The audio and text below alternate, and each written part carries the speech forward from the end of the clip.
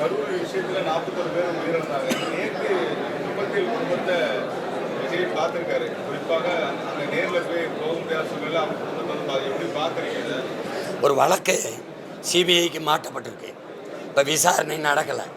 விசாரணை தொடங்கும்போது இந்த பாதிக்கப்பட்ட குடும்பத்தை சந்தித்து தனிப்பட்ட முறையில் சந்தித்து பேசும்போது இப்போ அந்த வழக்கு விசாரணைக்கு இந்த குடும்பம் என்ன பதில் சொல்லும்?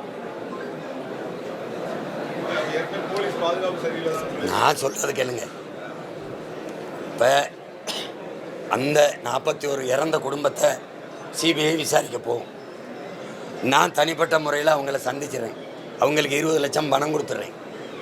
இப்போ என்னை சந்திச்சுட்டு போயிட்டாங்க. இப்போ இந்த சிபிஐ அதிகாரிகள் போய் விசாரித்தா இந்த குடும்பம் என்ன சொல்லும்? அதெல்லாம் ஒன்றும் இல்லைங்க, போயிட்டு போதுங்க, என் பையன் செத்தாங்க. இது என்ன மாதிரி விசாரணையாக இருக்கும்?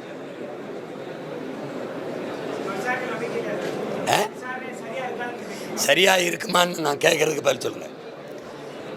நான் தானே விஜய், நான் வர்றதுனால தானே கூட்டம். என்னையை பார்க்க வந்த கூட்டத்தில் தான் நெரிசல், சாவு, மரணம்.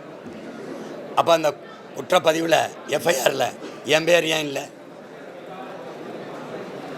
புஷியானந்து தான் வேனில் ஏறி சொல்கிறாரு அந்த பேருந்தில். இப்போ அவர் அந்த இடத்துல இருக்கார். அவர் இவர் யார்? ஆதவர்ஜுனா இருக்கார். அந்த ஆதவர்ஜுனா பேருந்து எஃப்ஐஆரில் இல்லையே. குற்றம் யாரால் நிகழுது? நான் கேட்குறது, இப்போ நான் சிபிஐ ஆஃபீஸரு, நான் கேட்குற குற்றம் யாரால் நிகழுது? யாரால் நிகழுது? யார் இது தப்பு? யாரால் நிகழுது? யார் வருகையால் நிகழுது? அது பேசக்கூடாது. வந்தது பாதுகாப்பு போடலைன்னா வண்டியில் ஏறினவன என்ன சொல்றீங்க? என்னை பத்திரமா பாதுகாத்து இங்கே கொண்டு வந்து விட்ட காவல்துறைக்கு நன்றின்னு சொன்னது யார்?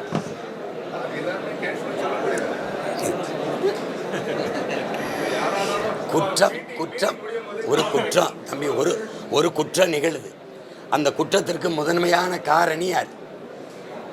நான் வரலைன்னா கூட்டம் இல்லை, என்னை பார்க்க வந்ததுனால தான் கூட்டம். அப்போ யார் காரணம்?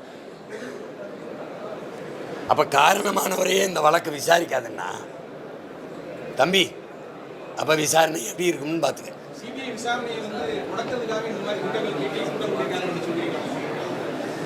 சிபிஐ விசாரணை என்னைக்கு ஆரம்பிக்கும்?